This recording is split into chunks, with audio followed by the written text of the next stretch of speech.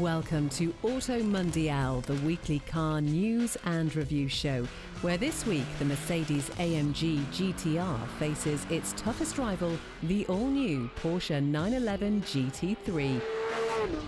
We also have an enormous luxury SUV from Lexus, and the new Hyundai Tucson faces the Skoda Karoq. Plus a new EV from Audi that's carving out its own place in the market. That's all coming up. First though, the news.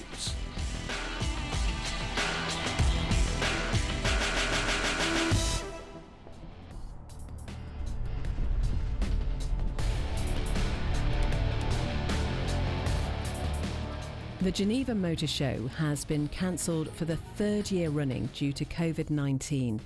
With no event hosted since 2019, the Geneva Motor Show organisers have decided to postpone the 2022 event until the following year due to ongoing concerns about the pandemic. Last year's show was cancelled just days before the world's media were due to head to Switzerland in the early stages of the coronavirus outbreak. As well as COVID, the show's organisers have blamed the ongoing shortage of semiconductors that has been causing production delays throughout the car industry. The next Geneva Motor Show is penciled in for February 2023, and if all goes well, Auto Mundial will be there to bring you all of the big releases.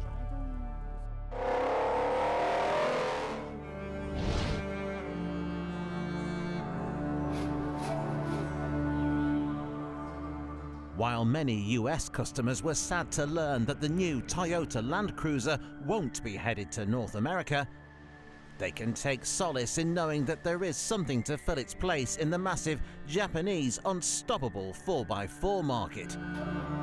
This is the new Lexus LX600, essentially a luxury Land Cruiser.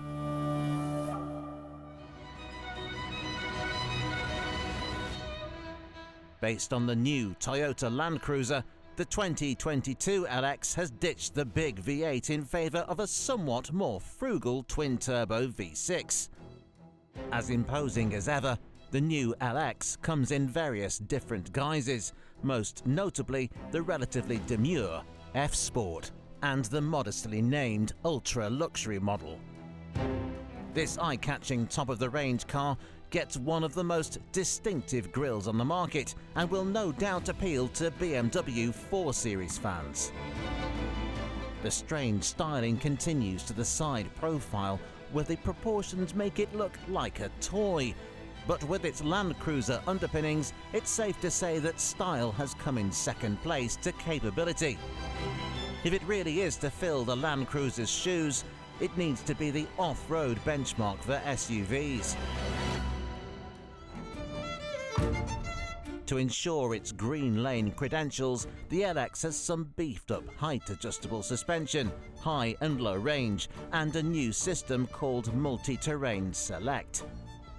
This allows the driver to tailor the car's setup for different terrains, or let the car work out what's best. The different modes consist of auto, dirt, sand, mud, deep snow, and rock, with each configured to keep the big Lexus going whatever you throw at it.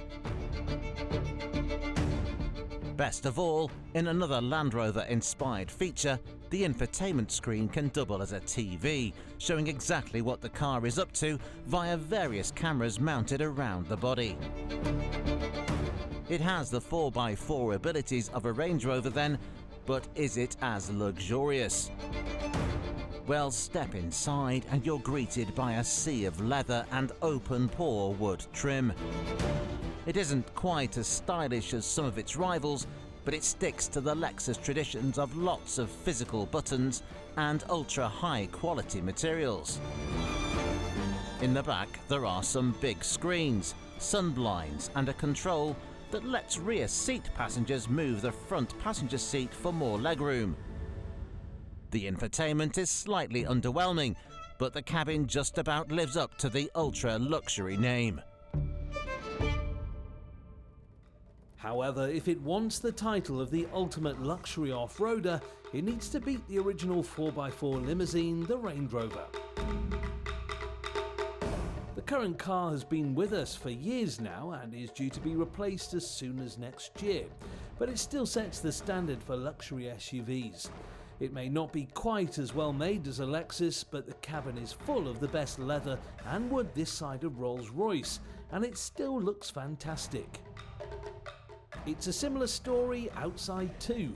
It looks classy and desirable without the need for a massive look-at-me front grille. The Range Rover's party piece though has always been its ability to keep on going through any terrain that you point it at. As with the Lexus, tyres will be a limiting factor, but its host of off-road driving modes and class-leading approach angles help it keep up with even the hardiest Defenders and Wranglers. It seems then that the Range Rover is still the obvious choice, but the Lexus LX is not far behind, and certainly a bold statement and fun alternative for American buyers mourning the loss of the Land Cruiser.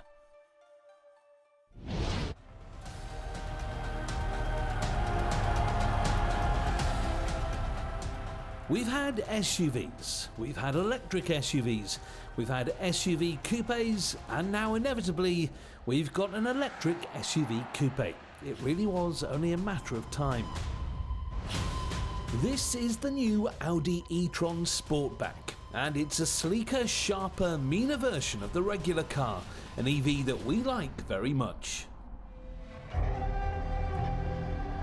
Audi has streamlined the roofline from the C-pillar backwards, hence the Sportback moniker. This swoopier shape isn't just all form and no function though. The sloping silhouette gives the Sportback a better drag coefficient, which ups the range by about 6 miles to 240 on a single charge. A marginal change granted, but a forward step nonetheless. We can't imagine range would be your main reason for purchasing this model though, especially when it weighs over 2.5 tons. Other changes versus the e-TRON include the optional virtual side mirrors, which further help to improve efficiency, mimicking periscopes that protrude from a sea of bodywork. As well as an efficiency boost, the Sportback also gets new headlights. We know the German marques love to pour their development into lighting technology, and Audi has equipped the Sportback with a set of digital matrix headlights. And just in case that didn't sound fancy enough, the lights also feature 1 million micro mirrors, with each one able to tilt 5,000 times a second. The advantages of this seemingly over-the-top tech are actually very clever and safety sensitive. Some of the benefits include keeping your high beam out of your incoming driver's sight and illuminating an individual motorway lane ahead of you, reducing glare to other road users. Incidentally, it also means that different lighting patterns can be illuminated when the car is unlocked. The sloping roof, submarine mirrors and sci-fi lighting pretty much complete the Sportback's list of changes. It shares its 402 horsepower dual-motor powertrain with the standard e-TRON, as well as the battery pack. Climb inside and there's even more copy and paste, which in this case is certainly no bad thing. If you love fancy infotainment systems, there are no better cars in which to travel. There's a 12-inch digital display behind the steering wheel, a 12-inch main touchscreen in the dashboard, and another 8-inch touchscreen below that. Performance remains similar to the standard car, with 0 to 62 miles per hour dealt with in 5.2 seconds, thanks to its 402 horsepower and an all-wheel drive system. However, as we've mentioned, there are plenty of electric SUVs to choose from, including this, the impressive Mercedes EQC. Now, at first glance, it may appear to be just a regular GLC, but look closer and you'll start to notice some of the Mercedes EQ range's signature details. There are some fibre optic strips of lighting, a smooth front grille panel, and a solid light bar across the boot lid. It doesn't shout about its eco-credentials, with a fairly conventional interior filled with all the current Merc tech. Performance is on par with the Audi, shaving off 1/10 of a second to 62, with 402 bhp being sent through to all four wheels. Its range is similar too, just beating the Audi at 259 miles. In conclusion then, the e-TRON Sportback, like many coupe SUVs, doesn't really make a lot of sense.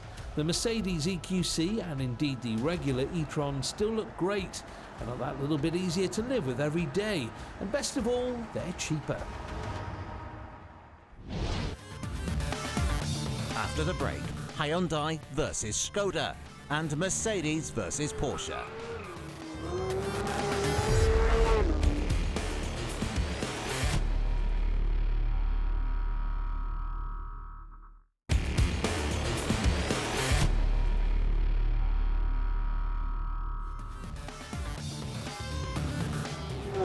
Coming up, Porsche's all-new 911 GT3. But first,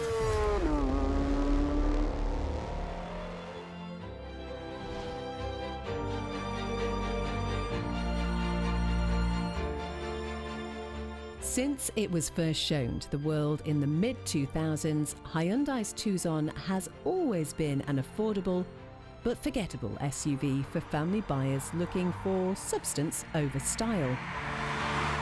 Now, though, Hyundai is taking its mid-size SUV upmarket with this, the new 4th generation 2022 model. And straight away, the new car's styling is a world away from its forebears. It gets a bold new grille, lots of sharp angles, and a rear end that looks like a robot's face. And it's this sort of design that will help the Tucson stand out in an incredibly competitive sector of the market, with rivals from just about every mainstream manufacturer. So, will this bold new Tucson bridge the gap between affordability and the more luxurious options out there? Well, it isn't just the exterior that's been transformed. It's a similar story inside, where you're greeted by a smart, contemporary dash with stylish vents and a quirky steering wheel. There's a digital driver's display as well, and lots more nice tech, with even entry-level SE Connect cars getting a reversing camera, dual-zone climate control and cruise control.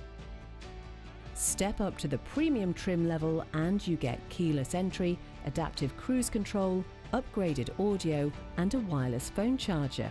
It gets a blind spot monitoring system too for a little extra safety. There's a range of petrol and hybrid powertrains to choose from, with a 261 brake horsepower plug-in hybrid model sitting at the top of the range.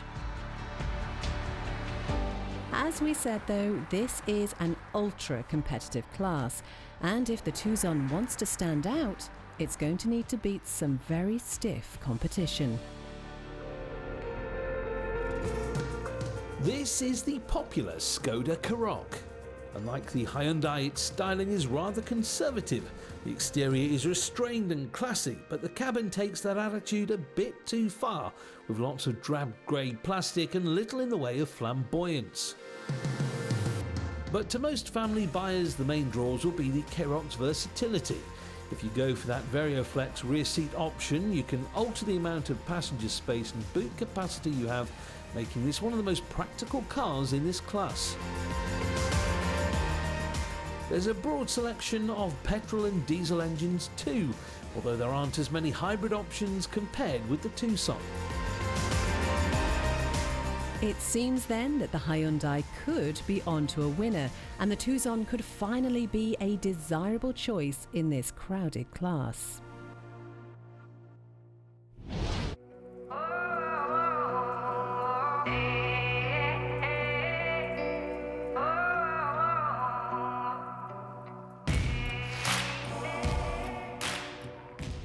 The Porsche 911 has always been a great sports car, one for those who put the driving experience before all else when buying a car.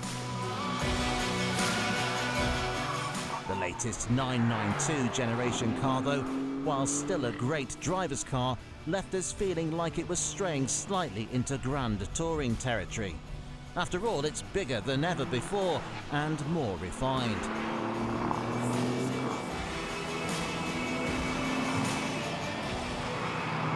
So then, it seems that this, the all-new GT3, has a bigger gap in the range to fill the normal. First though, a bit of a history lesson.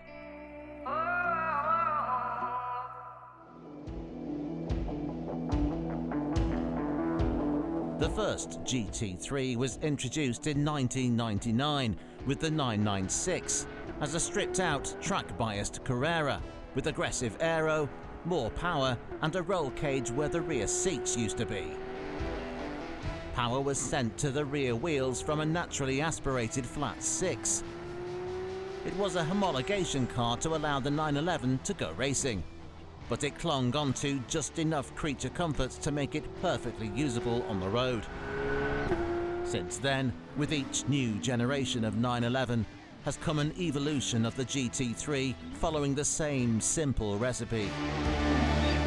But how about this new one? Is it still the pure driving machine we want it to be? In a word, yes.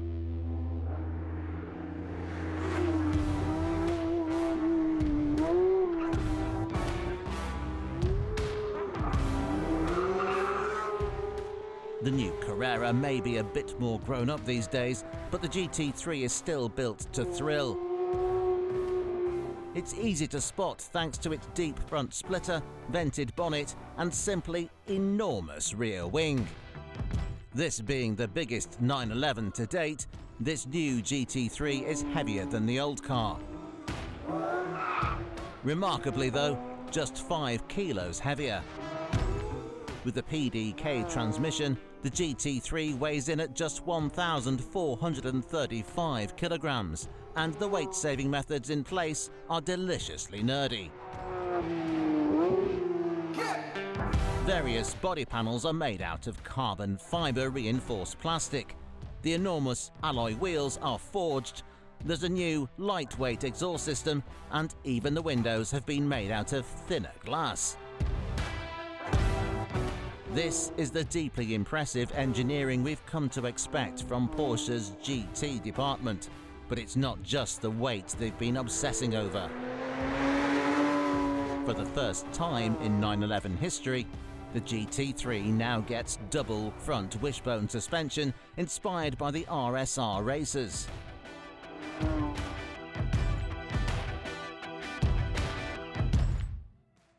Pleasingly, it retains its naturally aspirated, high-revving 4-litre flat-six engine and is the only current 911 without a turbo. Buyers can choose between a 6-speed manual gearbox or a 7-speed PDK with paddles. Fitted with the latter, the 503 brake horsepower motor will propel the GT3 from 0 to 62 miles per hour in just 3.4 seconds with some launch control assistance. These days, however, Porsche isn't the only German manufacturer offering something for the track. Mercedes and Audi are getting involved too.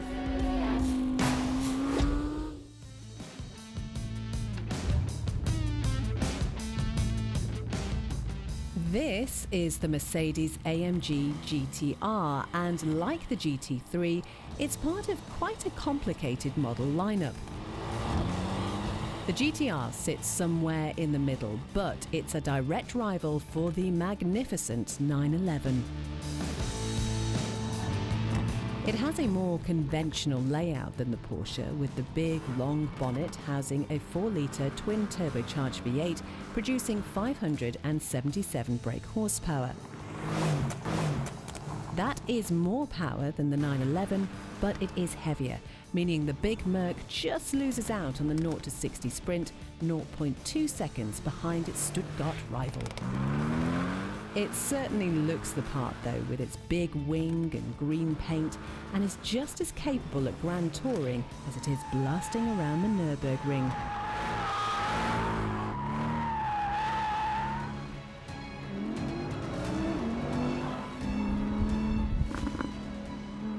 So how about a real supercar rather than a tweaked GT? Well, this is the latest Audi R8, now available with rear-wheel drive. While fast Audis have often been praised for the Quattro all-wheel drive systems, this new entry-level R8 is aimed at GT3 buyers who enjoy the sensation of hanging the back end out. Sitting in the middle is a sensational 533 brake horsepower V10 that howls as you prod the throttle. It may well be the least powerful R8 model, but it's still fast, hitting 62 from rest in 3.7 seconds. These cars are all about the way they feel to drive though.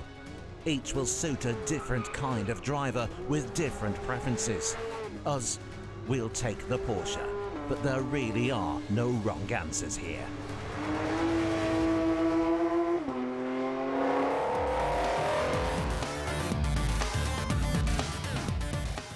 Join us again next week on Auto Mundial as we take a look at VW Group's latest EV, the Cupra Born.